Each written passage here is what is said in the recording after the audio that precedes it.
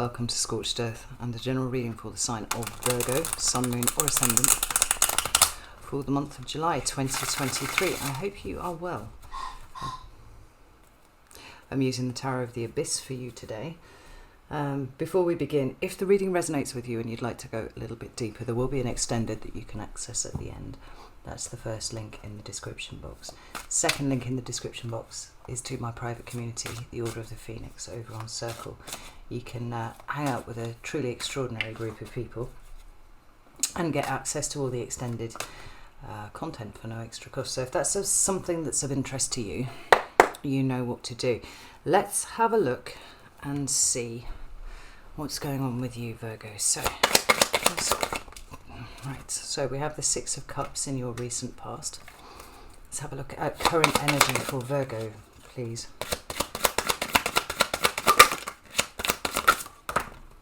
Okay, we have two cards.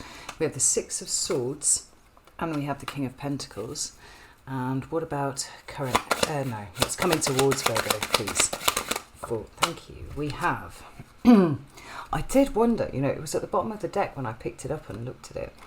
We have the Tower and we have the Ace of Swords. Now, don't panic. That doesn't necessarily mean terrible things are going to befall you. I think the Tower is actually across the board a really good thing from a macro perspective, but sometimes it's a little uncomfortable in the way that it plays out, but we will look at it.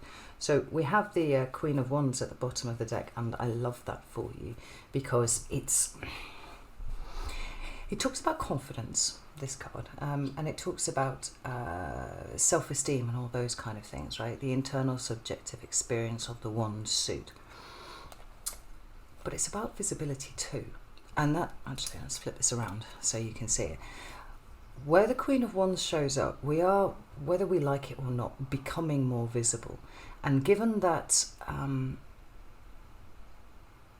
the cave is something that Virgo likes to retreat to, and we've been working on the idea that it is perhaps time to start coming out of the cave.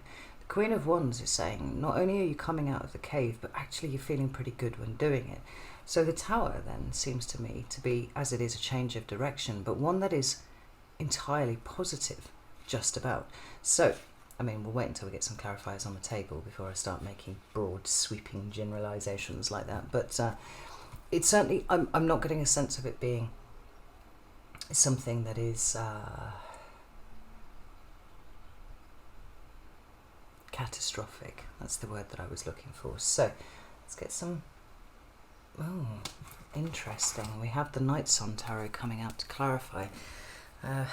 Apologies about the light, but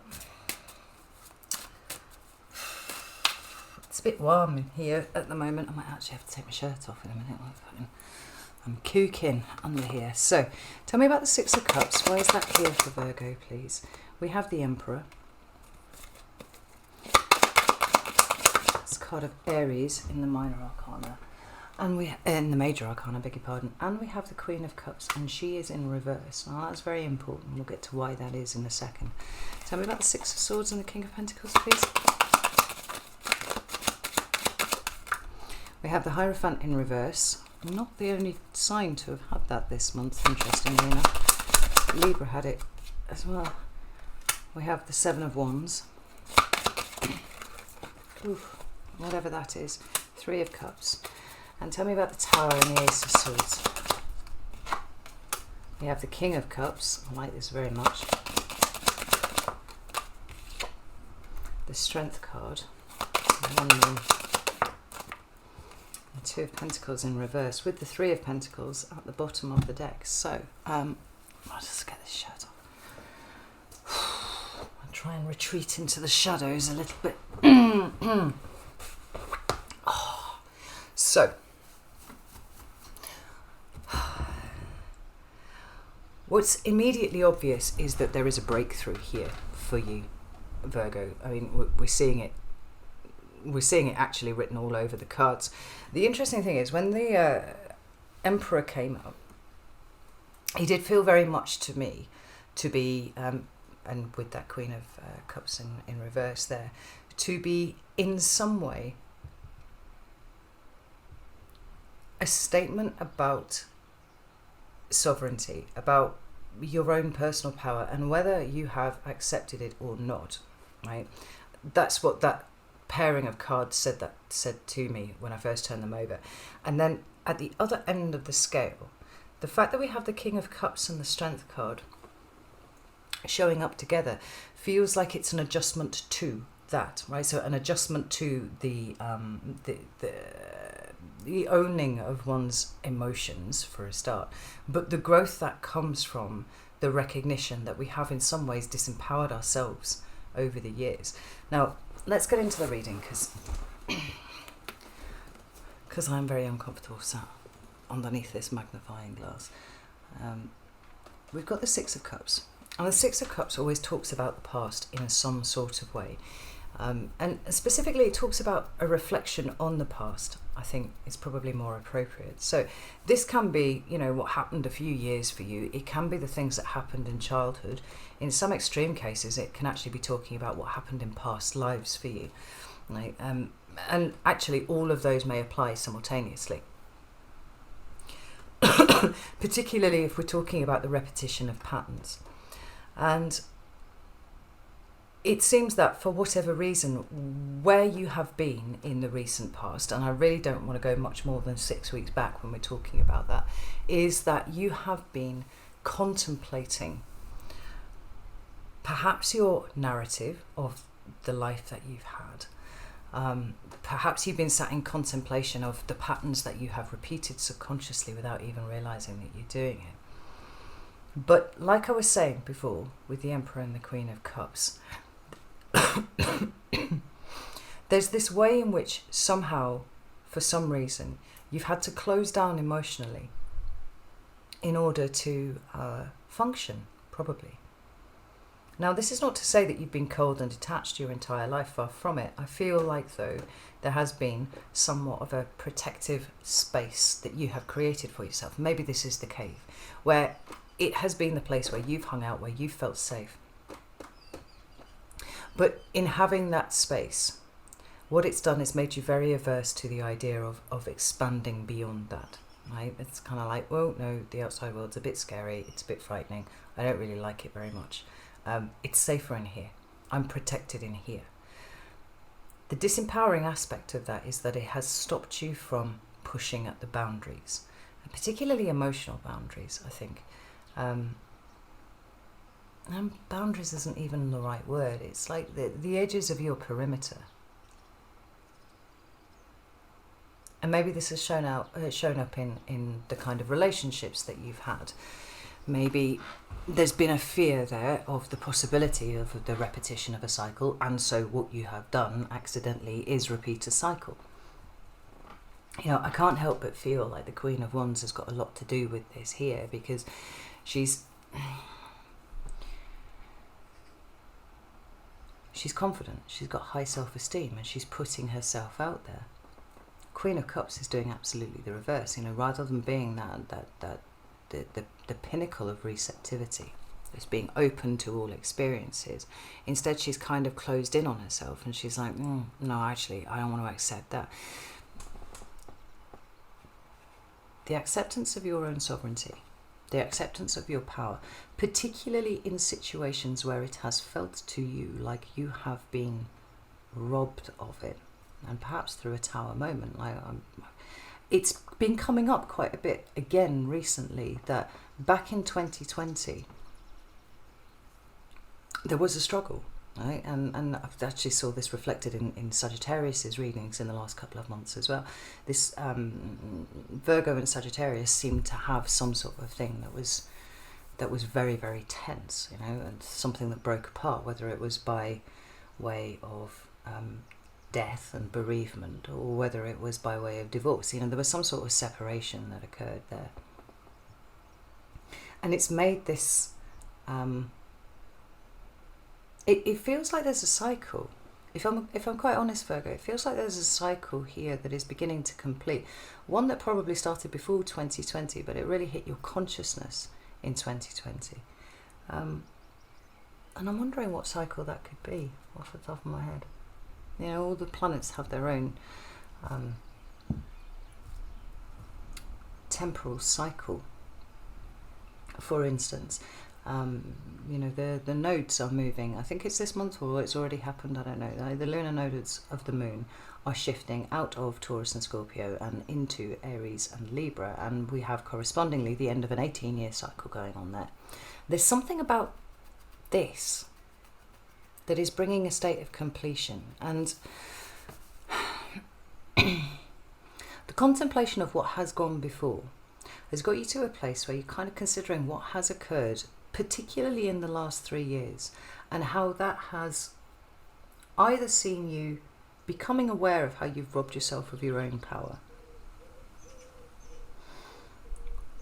or a slow dawning realization of there being a pattern that has been repeated again and again and again through your life, which has robbed you every step along the way of the idea of sovereignty, the idea of personal responsibility. You know, I mean, we talk about that, but it's like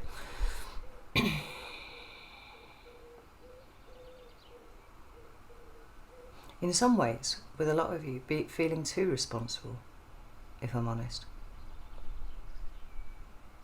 Almost crushed by the weight of what it is that you have felt responsible for, rather than seeing this as a way that the universe is set up in order for you to get to know yourself. And it's very difficult to talk about things in those terms when we're dealing with things that have felt like personal tragedies. And I think Virgo's story has been peppered with that over the last few years. But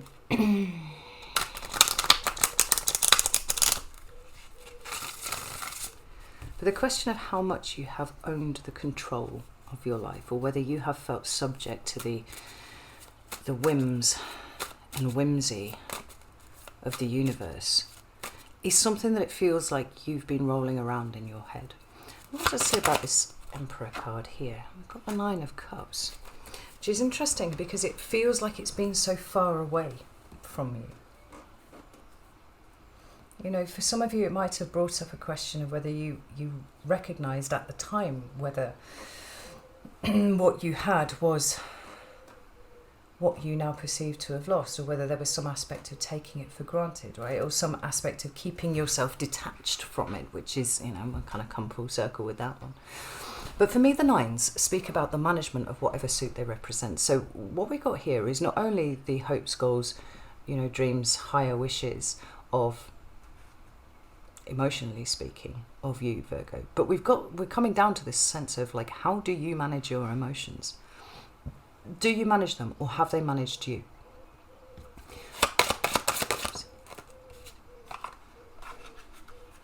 And the High Priestess. And so the question of whether you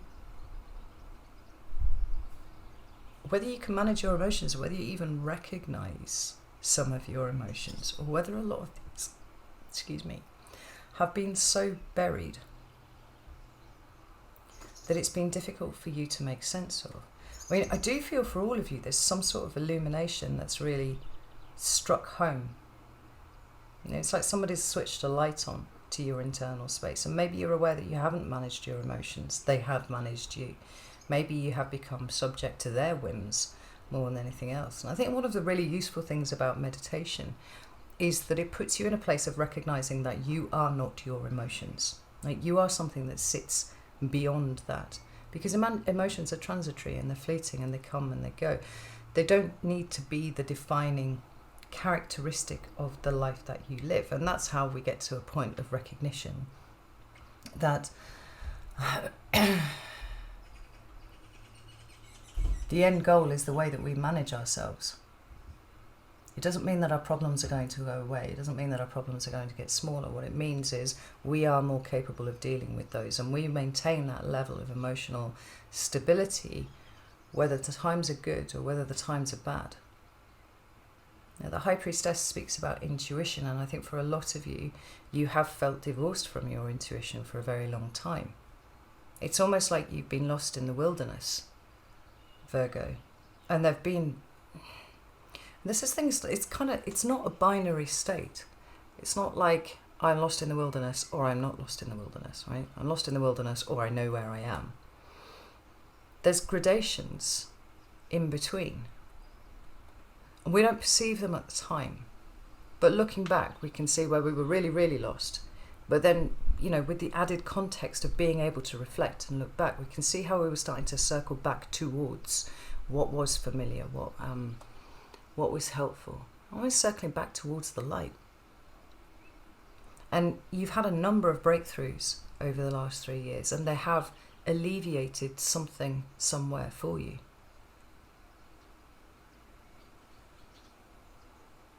But there's something very self-aware about the way that you are approaching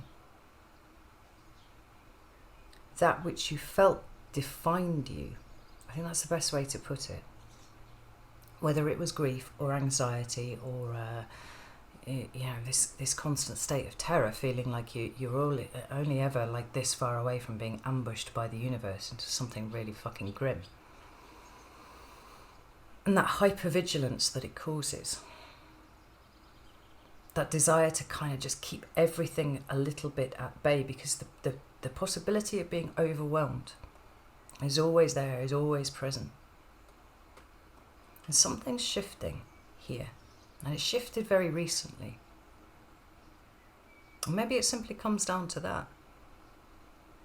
Realising that your emotions have run amok for quite a long time now.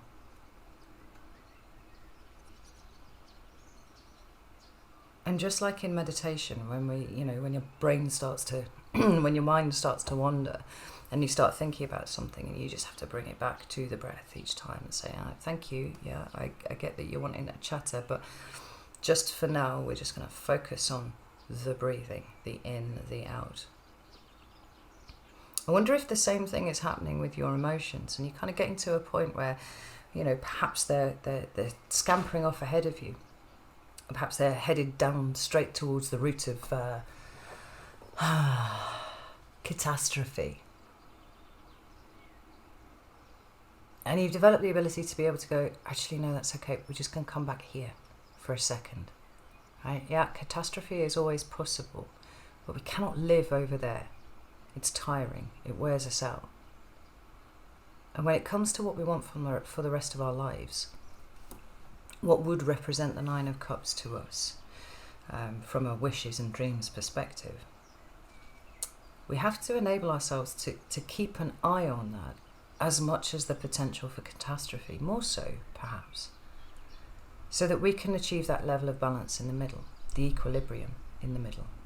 It feels like a very grounded, very centered kind of energy, Virgo, and it's kind of taking it, kind of putting it back here, being like, that's okay, we just breathe through it, keep breathing. It's fine. Like, this too shall pass.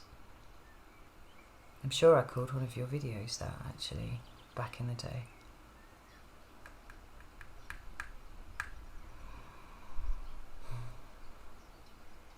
It's like remembering to keep breathing.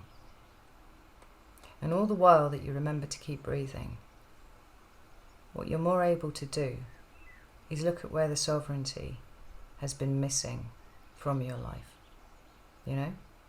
So when we move into your current energy, we've got the Six of Swords and we've got the King of Pentacles, and I do feel like this represents this, almost like this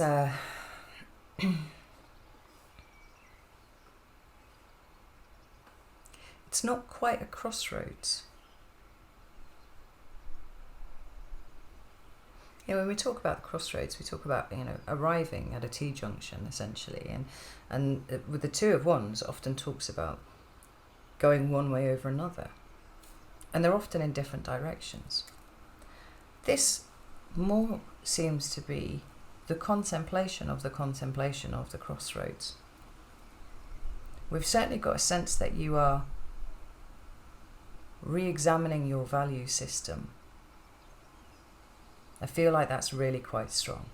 So the question of what it is that you stand for, what it is that you want to be responsible for, what it is that you want the rest of your life to be comprised of, even maybe, what is your longer term plan? There have been times in the last 3 years where it's simply been about getting to the end of the day. I think we've all been at times in positions where just the thought of getting from one end of the day to the other is so overwhelming. It's too much. But you feel to me like your thinking is starting to extend out. It's starting to expand. So we're no longer thinking about how we get to the end of the day, or even the end of the week, or even the end of the month. What's being contemplated here is where we might be in 5 years' time. You know, perhaps the literal location of where we are.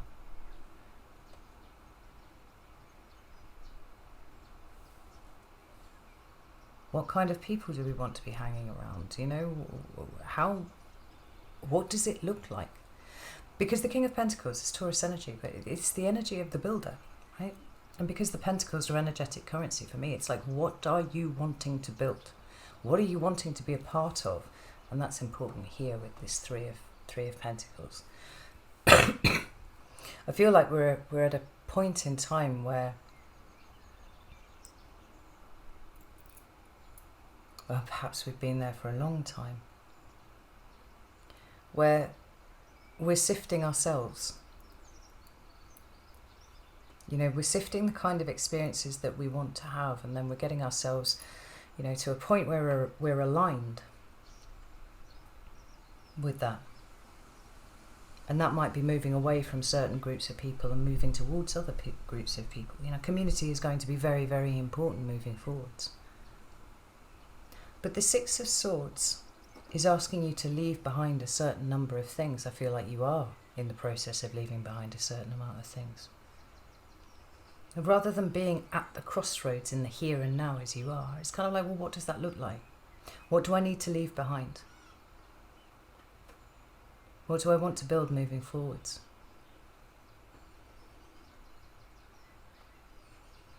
I feel like a lot of this, I'm sure we talked about this last month, Virgo, about there being some questions of identity that were newly arisen.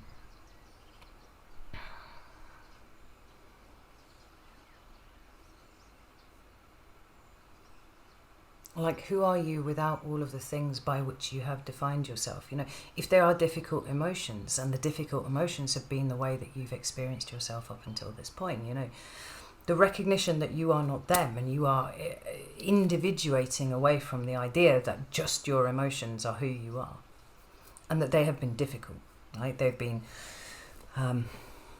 characterized by loss, or defined by X or Y. You know, maybe you've, you know, you're a mother. You've defined yourself by your motherhood, as we all do. But now your children are starting to grow. They're starting to individuate away from you. You know, they're hitting that age where they're going out and they're doing their own thing. And maybe they don't spend that much time at home anymore.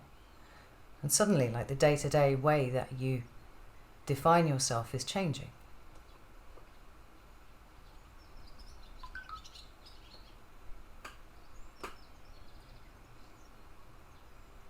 For others of you, it'll be different things. You know, you've got to take it as it resonates to you, but we're talking kind of thematically.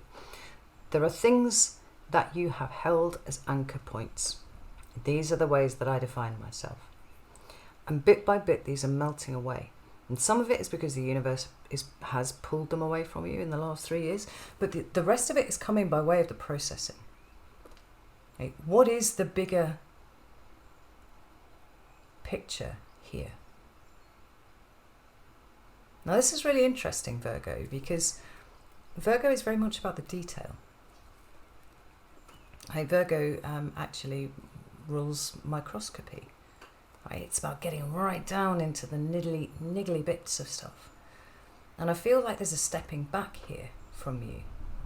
We are looking at the big picture. The interesting thing is you're doing it in a Virgoan way, so you're kind of looking at the detail of the big picture.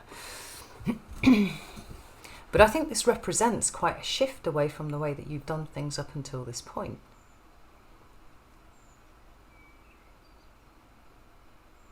It's the latest in a series of shifts that you've been having over the last 3 years. And some of those have taken you to really dark places, and you have come back, and you will have my unending respect for doing that, Virgo, because I know exactly what that's like. I understand it very, very well. And there's a certain amount of internal fortitude that is required to do that. And you might not feel like that's something that you have at your disposal, but you're still here. And that speaks for something. And maybe over time,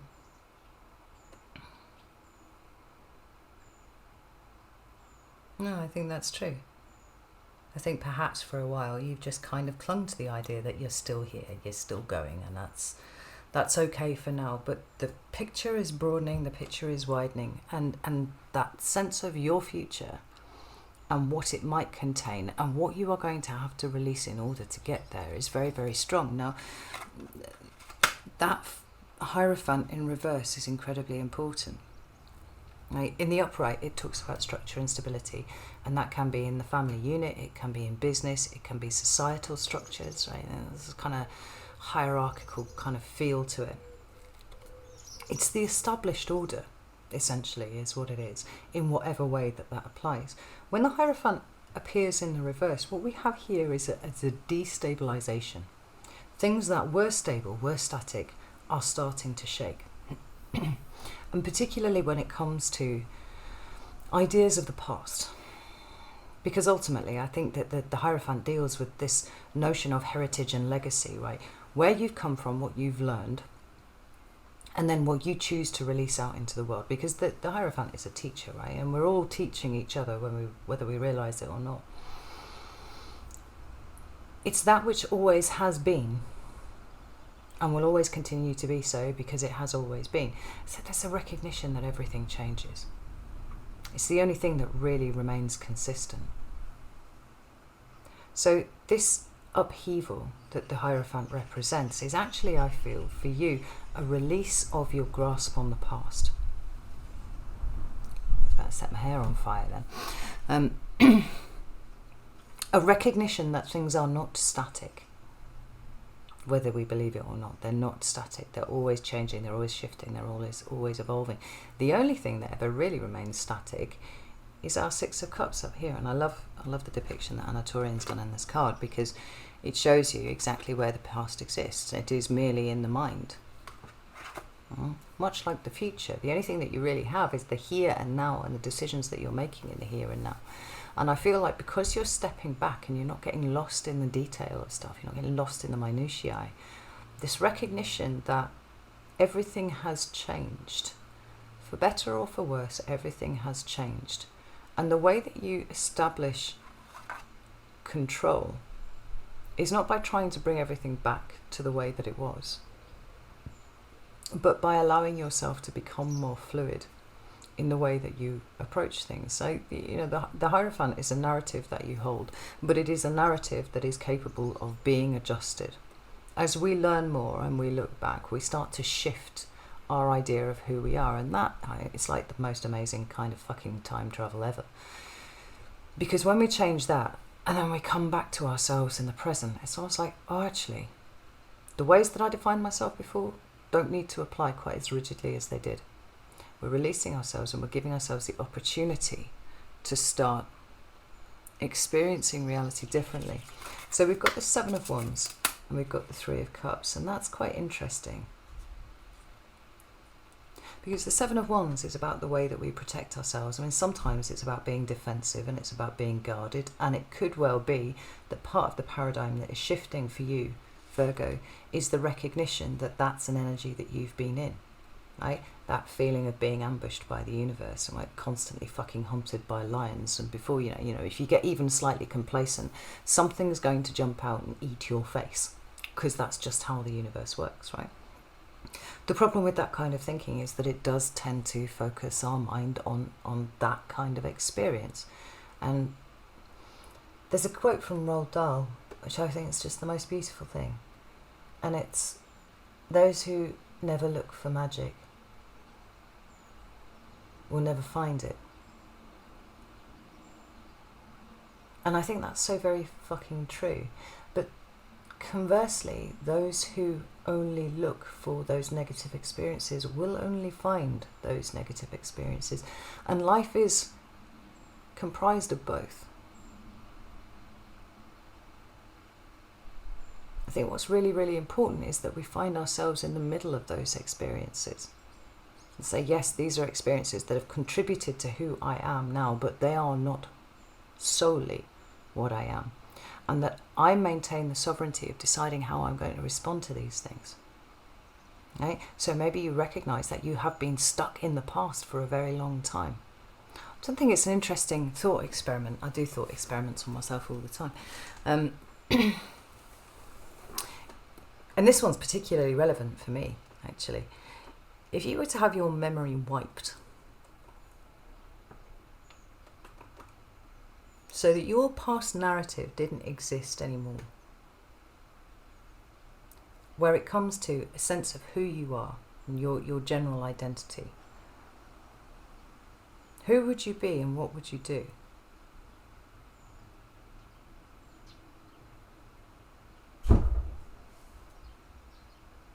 Lord. Now I mention this because, as some of you know, I had a brain injury a few years ago, and that really did erase my identity, not because I forgot who I was, but because the very way that I chose to define myself was not applicable anymore moving forward. Right? I had a photographic memory and just like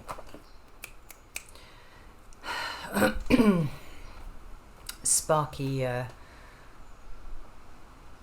neural connections. I could write, a 5,000 word essay overnight, and it'd just come out fully formed in one go, right? There was the thing that I valued about me. That, and only that. And in the moment, literally, at about 1:15 on the 6th of August 2017, that ceased to be relevant.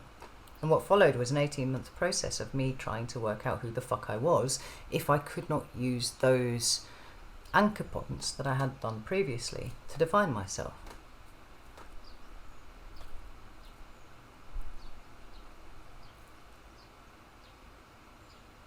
So the question is, if all the ways that you defined yourself disappeared in an instant, who are you at the core? Are you kind or are you irritable? If you're irritable and you're snappy, why are you irritable and snappy? Because that's not the default state of humans. It shouldn't be. It's an indication that there's something wrong.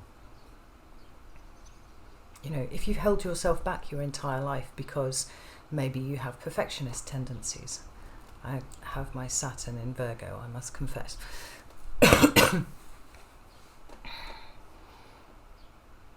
And those perfectionist tendencies stem from being endlessly criticised when you were young and nothing that you did being quite good enough for people. Then in the instantaneous eradication of those perfectionist tendencies, what would your output be like? Would you feel more comfortable about starting again in something that you didn't know anything about? Now, these are kind of abstract questions, but I think they're really useful for getting to the bottom of what it is that holds you back. Because I do feel like that's what's going on here with this Six of Swords and King of Pentacles. It's the contemplation of what has been holding you back and where you want to go. And the two of them together are an energy of kind of sifting through and saying, well, I don't really want to feel like that anymore, so I'm not going to. And if I don't feel like that, then I'm more likely to go and do this. Maybe you're actually an incredibly sociable creature and you just never really realised that about yourself. Maybe you saw it from too minute a perspective. I like the people that I know, but I'm not really interested in getting to know anybody else because everybody else is awful. Or maybe this idea like I had that I'm a raging introvert. I am, but I've been created that way. I didn't come into the world like that. I came into the world like a big rambunctious Leo, as you would expect. And bit by bit, the big parts of me, the extra parts of me, were planed away. And so bit by bit, with a Leo North Node as well, I have to say, in amongst all my other Leo placements, I'm trying to reclaim that back for myself. Trying to allow myself to be visible. With the threat that holds for me personally. Because it is a threat. If you've been with me for a while, you know where that comes from. my relationship with my mother. Maybe you're an introvert because it's been easier to be an introvert, but maybe actually you're not. Maybe you like the company of people. Tell me about this Three of Cups and Seven of Wands. Yeah. You see that Two of Wands there? Two of Wands, for fuck's sake. With the King of Pentacles at the bottom of the deck. The King of Pentacles and the Two of Pentacles. It's a juggling. It's a sifting. It's a moving things around. The Pentacles for me are energetic currency. So whatever you have to invest, that's a pentacle. Time, care, effort, money, love, energy. These are all things that you have at your disposal to invest.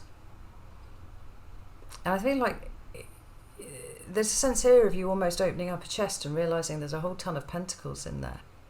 But the way that you'd been thinking about everything had completely eradicated the possibility of that chest even existing. But now it's here. And you're like, well, actually all of this stuff is here. What am I going to do with it? If those restrictions that you have placed on yourself because of conditioning from childhood and all those kind of things have stopped you literally from being able to see the bigger picture around you,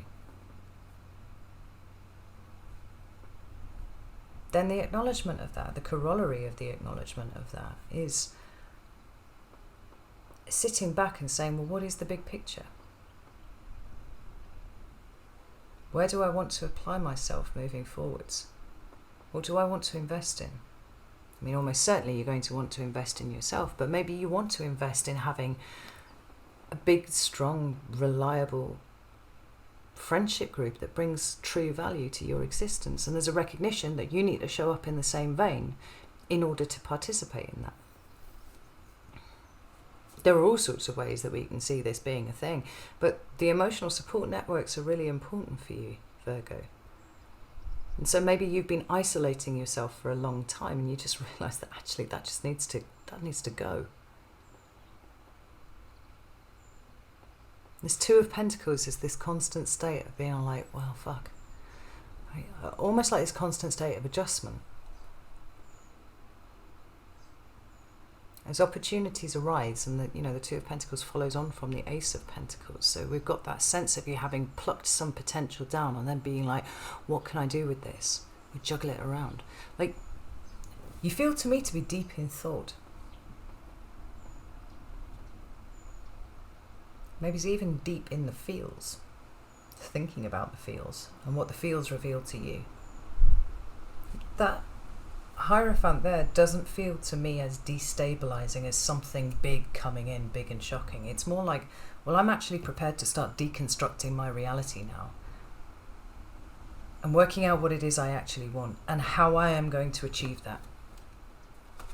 And when King of Pentacles has come out twice, I mean, that's really fucking strong. So when we move into July, we've got the Tower with the Ace of Swords. And I like this because the Tower seems...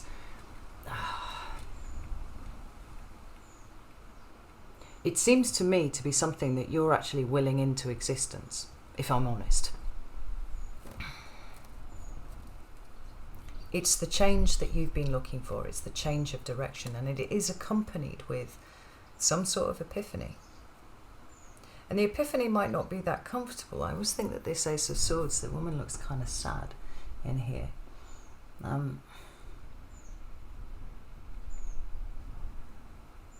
And there are lots of things that can have us pull that kind of that face, particularly if we are engaged with releasing something that we've been very close to. Now that can be a relationship, it could be a person, it could be a situation, but sometimes it's a mindset.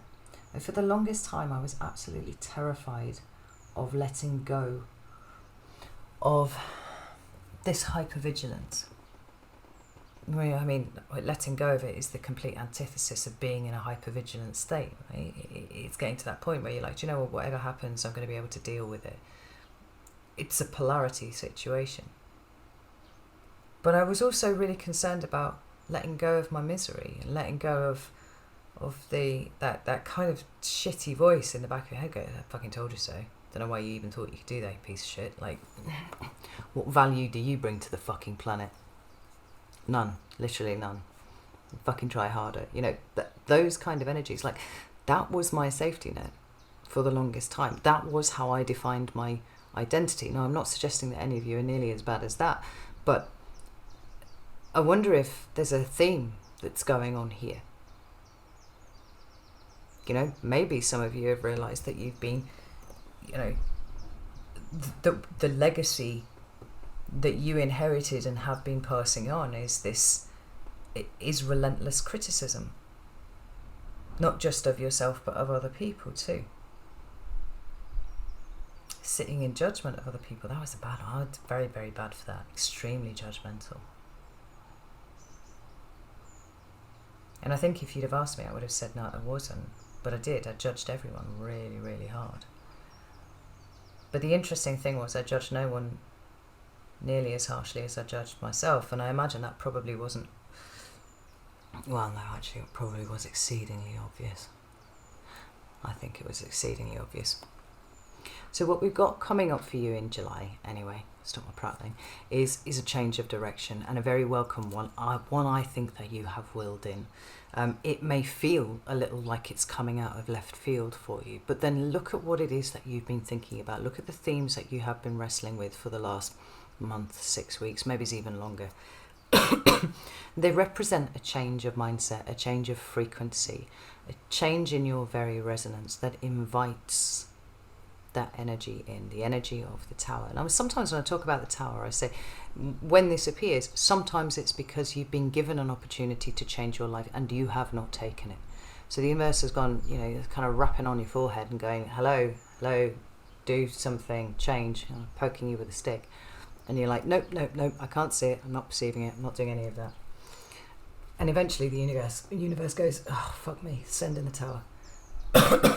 It's the only thing they're going to fucking respond to. You know, it's that kind of involuntary catapulting into a new type of existence, a new type of mindset, a new type of emotional experience that we feel like we have no control over. I don't feel like that's the case for you this month, Virgo, because I feel like what you've been doing is very slowly kind of pulling yourself around the wheel of fortune. Even just the contemplation of everything that we've talked about over here. Maybe I haven't had it all right. Maybe I've been holding on to things too hard. Maybe there is a possibility of something better for me out there. Like, just the thinking of those things is enough to start the ball rolling. Because at one point you would never have thought about those things. You were very static, you were very stuck. Now, everything's up for movement. And it feels like you're calling the tower in. You're like, I'm ready for a change. The Ace of Swords, like I said, there's a cost for everything. And there might be things that we regret. There might be things that we sad that we didn't enjoy more when they were there. But it's almost like we're filling up the data banks with epiphanies about ourselves. Maybe there's a sadness where we've done things wrong, sadness where other people have done us wrong too. But ultimately arriving at somewhat of a truth. And that truth is that we're ready for something new.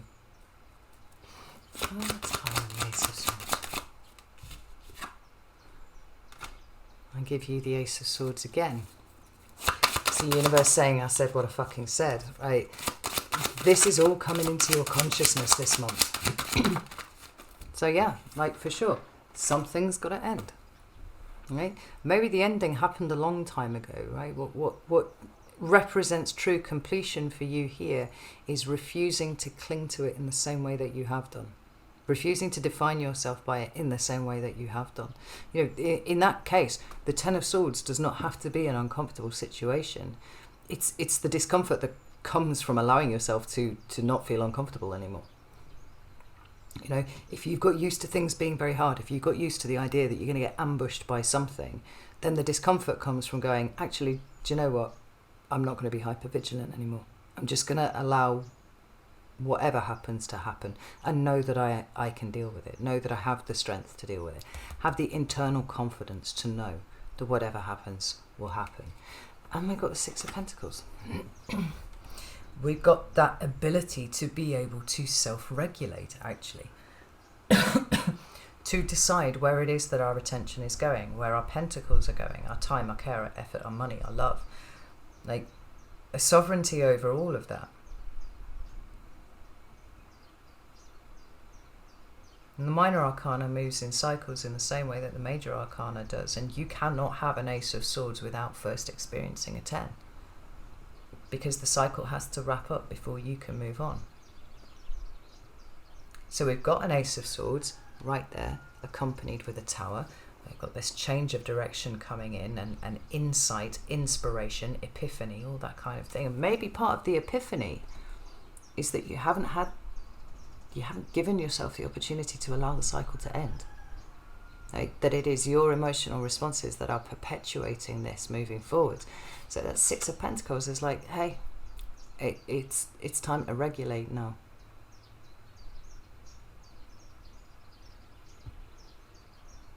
I was watching a podcast on something. What was it on? And it's kind of like on consciousness generally. And so I always had this thing when I get really, really, really stressed, when my head's too full and I just can't. You know what I mean? Like, I just can't. I've got a really strange coping mechanism, and that is to just find like a hard trance and turn it up really, really loud. And I always thought it was because it interrupted my thought patterns. It stopped me from being able to spiral, because I literally couldn't hold a thought in my head while this, fucking 140 beats a minute was just like kicking my ass.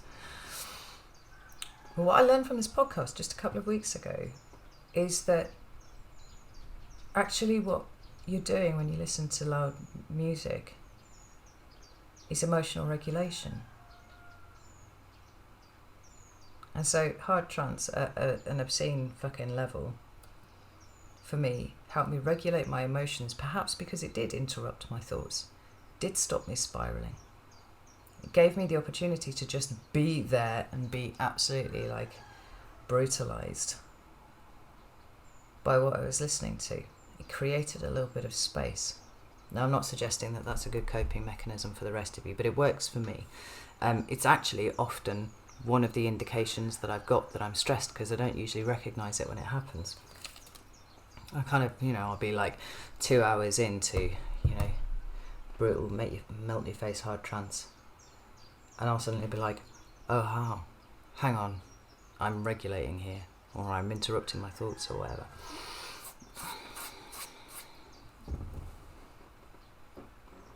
The Six of Pentacles is a grounding. It's a recognition that what has been cannot be changed, but your narrative of that can be changed. It's also a recognition that in allowing the Ten of Swords to be, rather than in this perpetual state of trying to avoid the Ten of Swords, what you're doing is completing and releasing and opening yourself up to something potentially so much better. Look, because we've got the King of Cups here, right? That's emotional maturation for sure. Regulation of one's own emotions and all that kind of thing. But it's here with the Strength card. We've got growth here. Now, if you can be with your emotions, and I mean be with them, not be of them, and you're at a point, you're at a point where you can keep bringing it back to your center and going, I just breathe. And then just breathe. Just breathe. What you're doing here is training yourself to grow. You're preparing the ground actually for something really quite extraordinary coming in. I'm perfectly certain of that. But this Tower is taking you off in a different direction. And it might be that nothing immediately changes except your acceptance that what has gone has gone.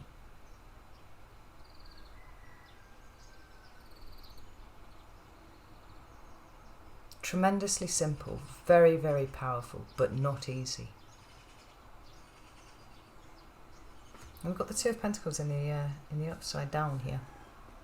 In the upside down? What the fuck? In the reverse. And with the Two of Pentacles in the upright, there's this sense of like, fuck, I'm trying to balance all of these things. You know, the Two of Pentacles in reverse feels to me like it's putting it all down and saying, I'm creating a bit of space around here for me. Because I am not my emotions, so I can actually choose when I'm going to pick them up and put them back down. I'm not my job. That's for certain. Maybe I'm not any one of these things that I've used to identify myself to myself up until this point. These are just aspects of things that I do, but they're not actually me. That page of that Two of Pentacles is kind of like, I'm going to allow myself to grow, and I'm going to love whatever it is.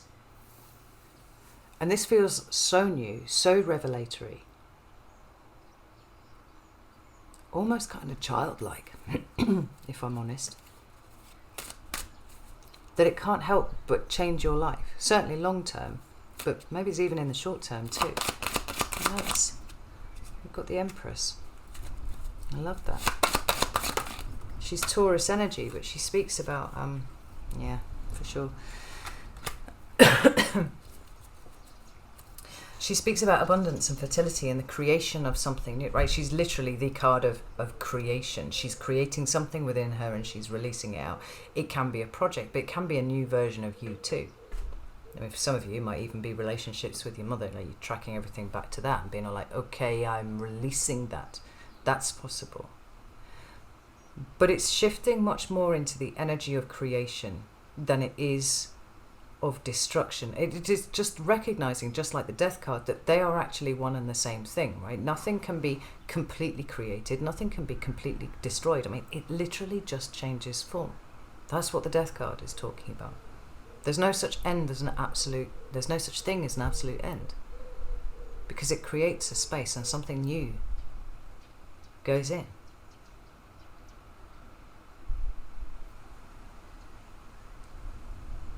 Think about a seed. You plant a seed is going to have to destroy itself to become what it's destined to be. If the seed wanted to stay a seed for its entire life, like it would never turn into a tree or a carrot or, you know, whatever. There's that personal destruction that needs to happen.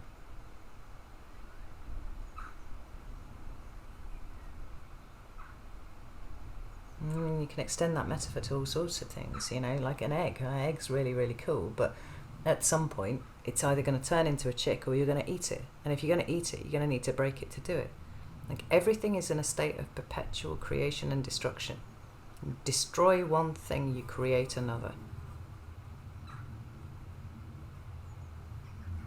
So like the second law of thermodynamics or something like that. Sure, it's something along those lines. And in the recognition that the destruction of one thing leads inevitably and immediately to the creation of a new thing.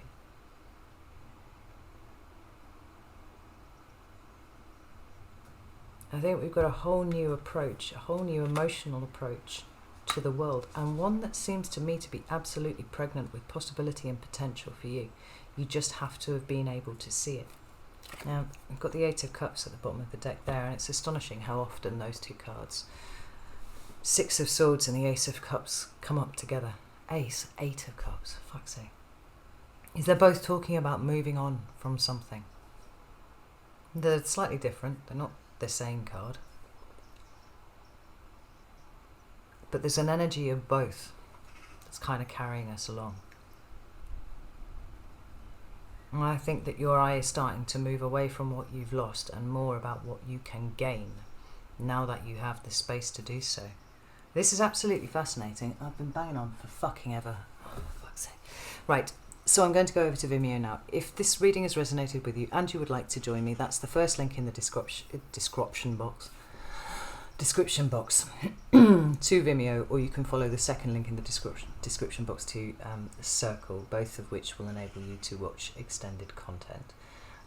But if neither of those are your bag, I would just roll with whatever's trying to end this month, and particularly if what's trying to end is your attachment to something that has already ended. That's really quite important. I do feel like there's something almost holistic happening here, that you don't have to grind at this. You just actually have to allow it to happen. And that's a big one for you, because I think that you're going to see quite how little you have allowed to happen.